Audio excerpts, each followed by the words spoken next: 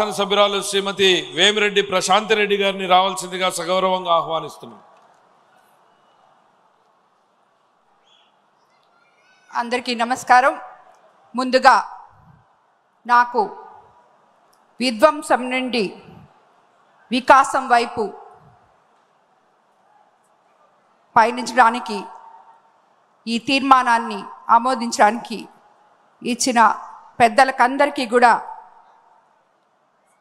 నమస్కరిస్తున్నాను. ముందుగా స్వర్గీయ ఎన్టీ రామారావు గారి 102వ జన్మదిన శుభోత్సవం సందర్భంగా ఆయన పాదాభివందనాలు చేస్తున్నాను. అదేవిధంగా స్వర్గీయ ఎన్టీఆర్ సినిమాలు పేరు ప్రఖ్యాతులు చూస్తూ పెరిగాం. చంద్రబాబు గారి ఇమేజ్ చూసాం, విన్నాం. చంద్రబాబు గారి విజన్ చూసి మేము ఎంచుకున్న వ్యాపార రంగంలో కూడా ఆధునికత, అప్డేట్ మెషిన్స్తో వరల్డ్ వైడ్ విస్తరించాం. లోకల్ టు గ్లోబల్ లీడర్గా ఉంటూ కూడా మాలాంటి కొత్త వారికి గౌరవం, మర్యాద ఇవ్వడంలో, ప్రజాసేవలో ఎలా ఉండాలో సలహాలు, సూచనలు ఇవ్వడంలో చంద్రబాబు గారు చూపే అభిమానానికి ధన్యవాదాలు తెలుపుకుంటున్నాను. రాజకీయం అంటే సేవ, అభివృద్ధి అని చెప్పారు. మాలాంటి రాజకీయం సేవగా చూసే వాళ్ళకి ఆయన ఇచ్చే గౌరవానికి మరోసారి ధన్యవాదాలు. వారసుడు అంటే ఆస్తులకు, వ్యాపారులకే కానీ ప్రజాసేవ కోసం పుట్టిన రాజకీయ పార్టీలకు వారసుడు కావడం అంటే అది పెద్ద సాహసం. అలాంటిది తాత తండ్రిని మించి రాజకీయ పార్టీలో ప్రతి కార్యకర్త మనసు గెలిచిన లీడర్గా లోకేష్ తనకు తాను నిరూపించుకున్నారు. విపత్కర పరిస్థితుల్లో తల్లిదండ్రులను, తెలుగుదేశం పార్టీని కాపాడుకుంటూ రాక్షసాంగ పరిపాలన చేసే నియంతతో పోరాడినప్పుడే లోకేష్ బాబు గారి శక్తి తెలిసింది. ఇన్ని ఉత్తమ నాయకత్వ లక్షణాలు మనసున్న అధినేతలతో కలిసి ప్రయాణం చేయడం చాలా గొప్పగా నేను ఎంపీ వేమిరెడ్డి ప్రభాకర్ రెడ్డి గారు భావిస్తూ రాష్ట్ర పునర్నిర్మాణానికి ఈ నాయకులతో కలిసి అడుగులు వేయడం మా అదృష్టంగా భావిస్తున్నాను. ఆంధ్రప్రదేశ్ రాష్ట్రంలో మరి ఏ నేతకు దక్కని గౌరవం సీఎం చంద్రబాబు గారికి దక్కింది. కష్టపడి పనిచేయడం, నిజాయితీగా ఉండడం, అనునిమిషం ప్రజల కోసం వాళ్ళ భవిష్యత్తు జీవిత లక్ష్యం అని బతకడం వల్ల ప్రజలు 4 దశాబ్దాలుగా ఆయన్ను గుండెలో పట్టి చూసుకుంటున్నారు. నిన్నటి విధ్వంసం నేటి రేపటి వికాసం వైపు రాష్ట్రం ప్రయాణం సాగుతోంది. అన్ని ప్రాంతాల, అన్ని వర్గాల ప్రజలు ఆకాంక్షలకు అనుగుణంగా సవాళ్లను, కష్టాలను ఎదుర్కొని నిలబడి సీఎం చంద్రబాబు గారు పాలన సాగిస్తున్నారు. రాష్ట్రంలోని ప్రతి పౌరుడు గర్వపడేలా నాది ఆంధ్రప్రదేశ్, నా రాజధాని అమరావతి అనేలా నిర్మాణం చేపట్టారు. ఏడాదికి 15% వృద్ధి సాధనతోనే స్వర్ణాంధ్ర 2047 సాకారం అవుతుంది.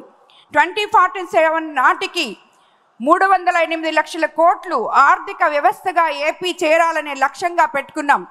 రాష్ట్ర తలసరి ఆదాయం 55 లక్షల సాధనకు 10 సూత్రాలతో ప్రణాళిక రూపొందించారు.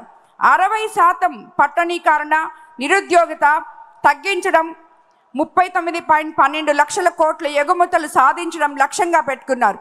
2029 నాటికి తలసరి ఆదాయం 5,42,985 వచ్చేలా పెట్టుకున్నారు. కొన ఊపిరితో ఉన్న రాష్ట్రాన్ని కాపాడమే కాదు, ఆంధ్రప్రదేశ్ అని సగర్వంగా నిలబెట్టే బహుతర బాధ్యతను మా కూటమి ప్రభుత్వం తీసుకుంది. 10 లక్షల కోట్ల అప్పులు, గాడి తప్పిన వ్యవస్థలు, అస్తవ్యస్తంగా ప్రభుత్వ శాఖలు, పెండింగ్ బిల్లులు, అనేక సవాళ్లను విసిరిన అనుభవంతో, అందరి సహకారంతో పాలన చేస్తున్నారు.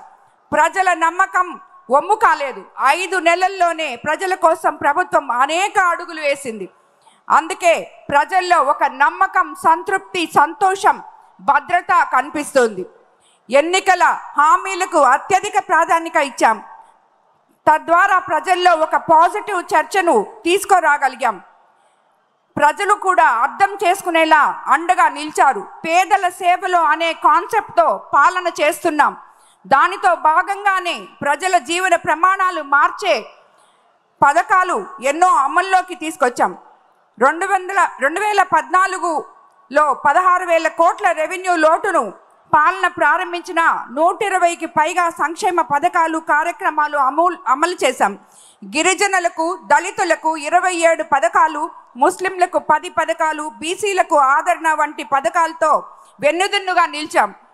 పుట్టిన బిడ్డకు ఎన్టీఆర్ బేబీ కిట్, తల్లి బిడ్డ ఎక్స్ప్రెస్తో మొదలుపెట్టి చనిపోయిన వారికి బీమా వరకు అనేక పథకాలు అమలు చేశారు. కానీ గత ప్రభుత్వం చివరికి పేదవాడు తినే అన్నా క్యాంటీన్ను కూడా మూసివేసింది.